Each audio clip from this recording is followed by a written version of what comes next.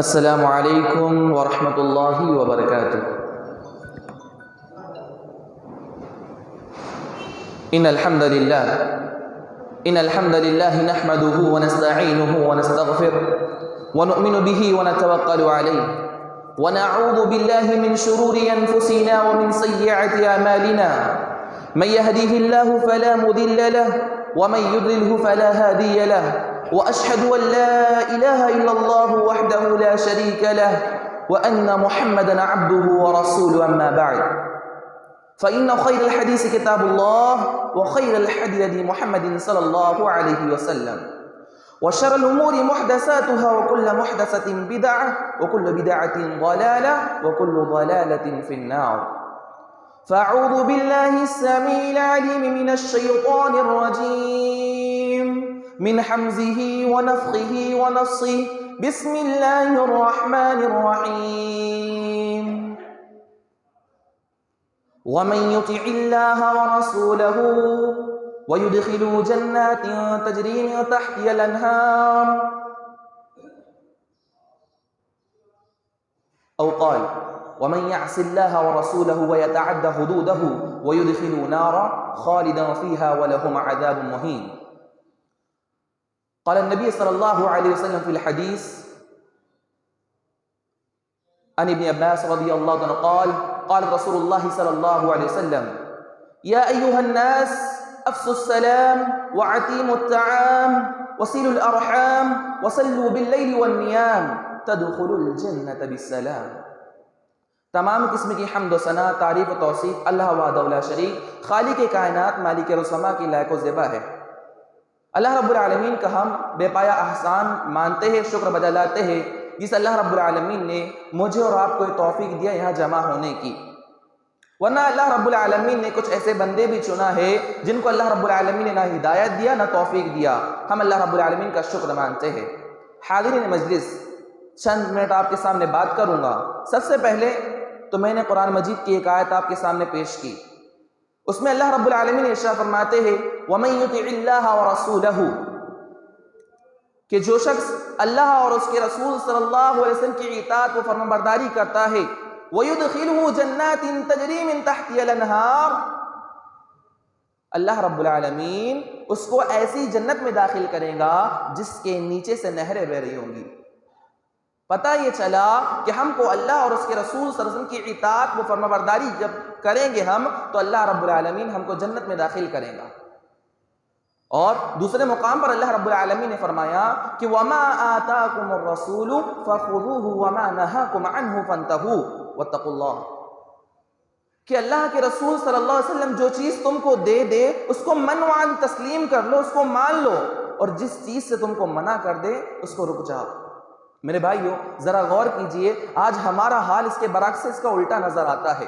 ہمیں شریعت اسلامیہ جس سے روکتی ہے ہم اس کو کر گزرتے ہیں، اس کے بعد پھر اپنی پریشانیاں بتاتے ہیں، اس کے بعد پھر ہمارے مسائل کھڑے ہو جاتے ہیں۔ ضرور ہوں گے، آپ کے ساتھ پریشانیاں آئیں گی، آپ کے ساتھ مصیبتیں آئیں گی جب آپ اللہ اور اس کے رسول صلی اللہ علیہ وسلم کی نافرمانی کرو گے۔ آئیے دیکھتے ہیں جب اللہ اور اس کے رسول کی نافرمانی کرتے ہیں تو اس کے متعلق قرآن جب ہم کھنگولتے ہیں ڈھنڈولتے ہیں اس میں کیا ملتا ہے۔ اللہ رب العالمین فرماتے ہیں اسی آیت کے آگے میں وَمَن يَعْصِ اللَّهَ وَرَسُولَهُ وَيَتَعَدَّ حُدُودَهُ وَيُدْخِلُهُ نَارًا، جو شخص اللہ اور اس کے رسول صلی اللہ علیہ وسلم کی نافرمانی کرتا ہے، ان کے حکم کی خلاف ورزی کرتا ہے، وَيُدْخِلُهُ نَارًا، اللہ رب العالمین اس کو کہاں داخل کرے گا؟ جہنم میں داخل کرے گا۔ وَيُدْخِلُهُ نَارًا خَالِدًا فِيهَا، ہمیشہ کے لیے اللہ رب العالمین جہنم میں داخل کر دے گا۔ وَلَهُمْ عَذَابٌ مُهِينٌ، اور اللہ رب العالمین کا دردناک عذاب اس کو جکڑ لے گا۔ ہم کامیاب ہونا چاہتے ہیں، ہر انسان یہاں کامیاب ہونا چاہتا ہے، اچھی زندگی گزارنا چاہتا ہے، عیش و عشرت کے ساتھ رہنا چاہتا ہے، اور ساتھ ہی ساتھ ایسی زندگی گزارنا چاہتا ہے جس سے اسے دنیا میں بھی نجات ملے اور آخرت میں بھی نجات ملے۔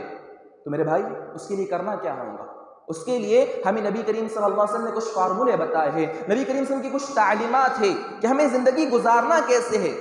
ایک مرتبہ اللہ کے رسول صلی اللہ علیہ وسلم اور آپ کے چند صحابہ کرام رضوان اللہ اجمعین بیٹھے تھے، اور اسی موقع پر اللہ کے رسول صلی اللہ علیہ وسلم سے کسی نے سوال کر لیا کہ اللہ کے رسول صلی اللہ علیہ وسلم، ہم اپنی زندگی کو اچھا بنانا چاہے، ہم جنت میں آسانی کے ساتھ داخل ہونا چاہے تو کیسے ہو سکتے ہیں؟ ہم میں سے آج ہر شخص یہ چاہتا ہے کہ ہماری دنیا بھی اچھی ہو جائے، ہماری آخرت بھی اچھی ہو جائے، اور ہم ساتھ ہی ساتھ جنت میں آسانی کے ساتھ داخل ہو جائے۔ تو کیا کرنا ہوگا؟ اسی موقع پر اللہ کے رسول صلی اللہ علیہ وسلم نے فرمایا تھا، حضرت عبداللہ بن عباس رضی اللہ عنہ سے روایت ہے کہ وہ کہتے ہیں رسول اللہ صلی اللہ علیہ وسلم نے ارشاد فرمایا، 4 کام کر لو، 4 کام کر لو، آسانی کے ساتھ جنت میں داخل ہو جاؤ گے۔ مجھے اور آپ کو بھی وہ 4 کام کرنے کی ضرورت ہے۔ اگر ہم نے یہ 4 کام کو انجام دے دیا تو ہم سلامتی کے ساتھ جنت میں داخل ہوں گے۔ یہ میرے الفاظ نہیں ہیں، یہ پیارے محمد رسول اللہ صلی اللہ علیہ وسلم کے الفاظ ہیں۔ کیا کہتے ہیں اللہ کے رسول صلی اللہ علیہ وسلم؟ یا ایھا الناس، اے لوگو، افشوا السلام، سلام کو عام کر دو۔ پہلا کام، آج آپ یہاں سے ایک نصیحت لے کے جائیے، ایک سبق لے کر جائیے، افشوا السلام، سلام کو عام کر دو۔ سلام کا ایسا عام کرو میرے بھائی جس طرح اللہ کے رسول نے کرنے کا حکم دیا۔ سلام کرنے کے اتنے فوائد ہیں۔ آپ جب کسی مومن بھائی کو سلام کرتے ہیں تو کیا ہوتا ہے؟ جب آپ سلام کرتے ہیں تو اس کے لیے آپ دعا دیتے ہیں، اور ساتھ ہی ساتھ اس کے درجات، اس کے دل میں اس کے لیے محبت پیدا ہوتی ہے۔ پہلا کام اللہ کے رسول نے فرمایا افشوا السلام، سلام کو عام کرو۔ اس کے بعد دوسرا کام وَأَقِیمُوا الطَّعَامَ، لوگوں کو کھانا کھلاؤ، لوگوں کو کھانا کھلاؤ۔ وَصِلُوا الْأَرْحَامَ، تیسرا کام پیارے نبی صلی اللہ علیہ وسلم نے فرمایا کہ صلہ رحمی کرو، صلہ رحمی کرو، چاہے اپنے رشتہ دار ہو، چاہے دور کے رشتہ دار ہو، یا پڑوسی ہو، یا کوئی غریب انسان ہو، اس کے ساتھ صلہ رحمی کرو، اچھے اخلاق سے پیش آؤ۔ چوتھا کام اور آخری کام اللہ کے نبی صلی اللہ علیہ وسلم نے فرمایا کہ وَصَلُّوا بِاللَّيْلِ وَالنِّيَامِ، یہ کام سب سے اہم ہے۔ وَصَلُّوا بِاللَّيْلِ وَالنِّيَامِ، جب رات میں تمام لوگ سو رہے ہو تو نماز قائم کرو، تہجد ادا کرو۔ پہلا کام ہمیں سلام کو عام کرنا ہے، دوسرا کام ہمیں لوگوں کو کھانا کھلانا ہے، تیسرا کام ہمیں صلہ رحمی کرنا ہے، اپنے جذبات میں، اپنے اخلاق میں نرمی پیش کرنا ہے، چوتھا کام ہمیں یہ کرنا ہے کہ جب رات میں لوگ سو رہے ہو تو ہمیں تہجد ادا کرنا ہے۔ اس سے کیا ہوگا؟ جس انسان نے یہ 4 کام انجام دے دیے، اپنی زندگی میں 4 کام لا لیے، تدخل الجنت بالسلام، وہ آسانی کے ساتھ جنت میں چل جائے گا، سلامتی کے ساتھ جنت میں چلے جائے گا۔ یہ اللہ کے نبی صلی اللہ علیہ وسلم نے فرمایا۔ تو مجھے اور آپ کو چاہیے کہ ہم یہ 4 کام انجام دیں، سلام کو عام کریں، لوگوں کو کھانا کھلائے، اور ساتھ ہی ساتھ لوگوں کے ساتھ اچھے اخلاق سے پیش آئے، اور تہجد کا اہتمام کریں۔ میرے بھائی، تہجد پڑھنے سے ہوتا کیا ہے؟ جب رات میں لوگ سو رہے ہو، ہم اٹھ کر اللہ رب العالمین کی یاد میں مشغول و معروف رہتے ہیں، ایک الگ ہی لذت ملتی ہے، ایک الگ ہی سکون طاری ہوتا ہے۔ جب ہم تہجد جو لوگ پڑھتے ہیں ان سے جا کر ان کا معاملہ پوچھیں کہ ان کی زندگی میں حال کیا ہے، الگ ہی ان کو ایک سکون ملتا ہے، ایک راحت ہے، اللہ رب العالمین کی طرف سے ان کو تحفہ ملتا ہے۔ ساتھ ہی ساتھ جو انسان تہجد کا پابندی ہوتا ہے، اللہ رب العالمین اس کو جسمانی بیماری سے دور رکھ دیتا ہے، اس کے جسم میں طاقت آ جاتی ہے۔ اور دوسری چیز، اگر کوئی انسان گناہوں سے بچتا ہے اور نیکی کرتا ہے تو نیکی کرنے کی وجہ سے اللہ رب العالمین اس کے چہرے پر نور عطا کر دیتا ہے، اس کے دل کو منور کر دیتا ہے، اور اس کے رزق میں فراوانی آ جاتی ہے، اور لوگ اس سے محبت کرتے ہیں۔ اگر میں اور آپ نیکی کر رہے ہیں تو یہ مان لے کہ ہمارے چہرے پر نور آ جاتا ہے۔ دوسرا یہ ہوتا ہے کہ لوگ ہم سے محبت کرنے لگتے ہیں۔ تیسری چیز یہ ہوتی ہے کہ اللہ رب العالمین ہمارے رزق میں بڑھوتری کر دیتا ہے۔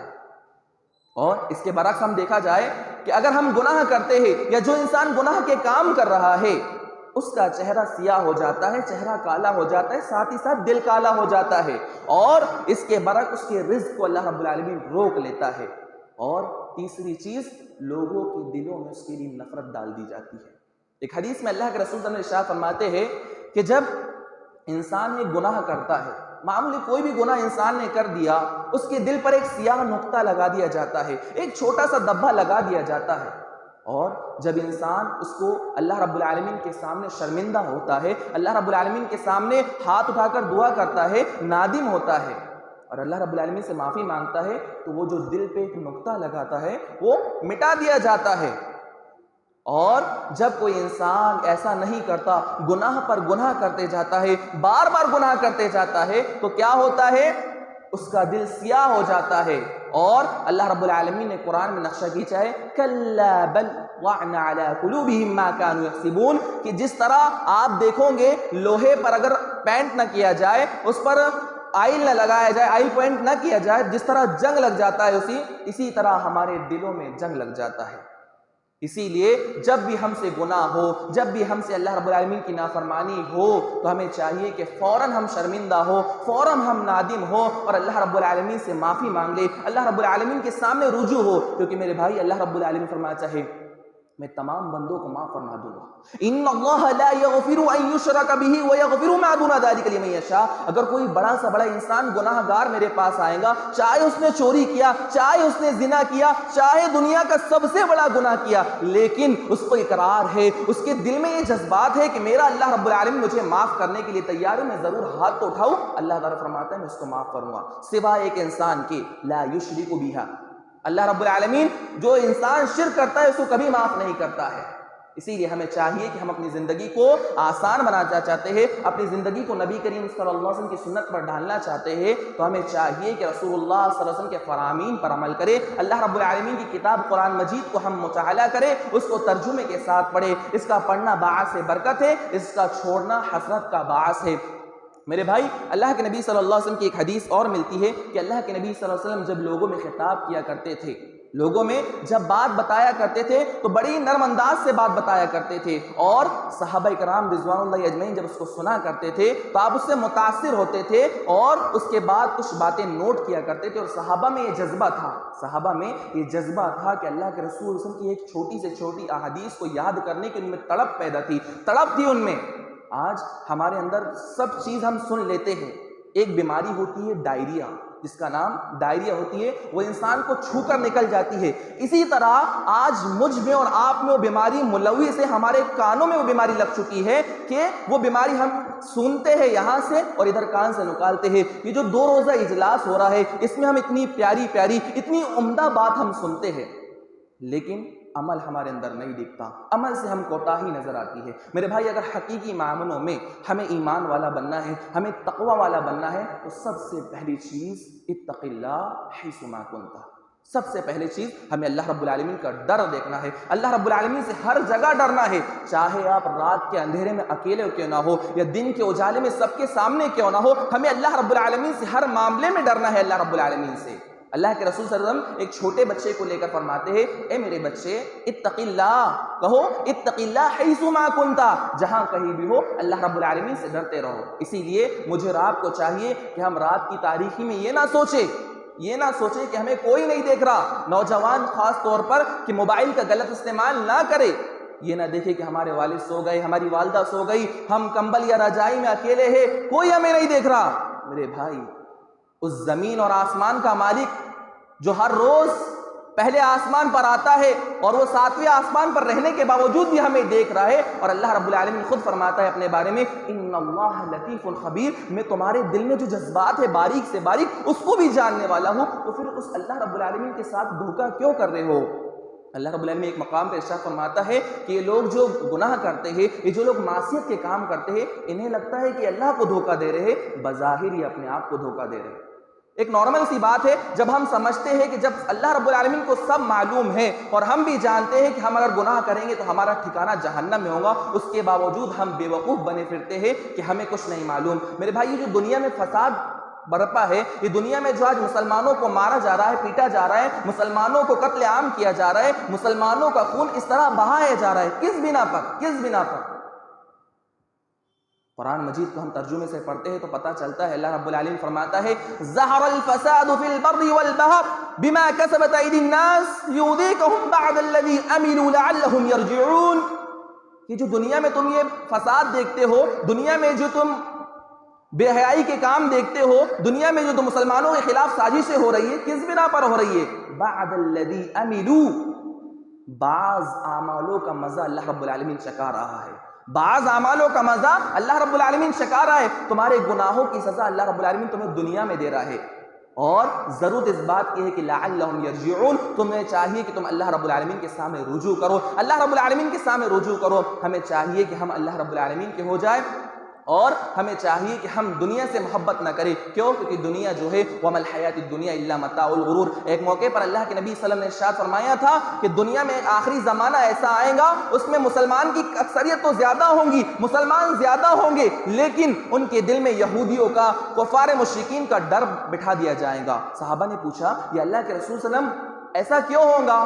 تو کہا گیا کہ حب الدنیا و کراہیت الموت، لوگوں کے دل میں دنیا سے محبت ہو جائیں گی اور موت سے نفرت ہو جائے گی. آج ہر انسان مرنا نہیں چاہتا ہے، جینا چاہتا ہے، لیکن میرے بھائی موت کو یاد کرو، موت ہمیں کبھی بھی آ کر دبوچ لیں گی. اللہ رب العالمین فرماتے ہیں کل نفس ذائقۃ الموت، ہر نفس جو پیدا ہوا ہے اسے موت کا مزہ چکھنا ہے. اللہ رب العالمین سے دعا ہے کہ اللہ رب العالمین جتنی باتیں کہی گئی ہے، خاص طور پر جو میں نے 4 باتیں آپ کو بتائی ہے کہ سلام کو عام کرنا اور لوگوں کو کھانا کھلانا، صلہ رحمی کرنا اور رات میں تہجد کا اہتمام کرنا، آپ یہ کر کے دیکھیے، آپ کے دل میں سکون آئے گا اور اللہ رب العالمین آپ کے گناہوں کو معاف فرمائے گا اور تدخل الجنت بالسلام، آپ کو سلامتی کے ساتھ اللہ رب العالمین جنت میں داخل کرے گا. اللہ رب العالمین سے دعا ہے کہ اللہ رب العالمین ہمارے گناہوں کو معاف فرمائے، ہماری خطاؤں کو معاف فرمائے. اللہ رب العالمین ہم میں سے جو لوگ بیمار ہیں ان کو شفاء کاملہ و عاجلہ عطا فرمائے. اللہ رب العالمین ہم میں سے جو لوگ قرض دار ہیں اللہ تعالیٰ ان کی قرض دائیگی میں آسانی عطا فرمائے. آمین. وآخر الدعوانا الحمد للہ رب العالمین. السلام علیکم ورحمۃ اللہ.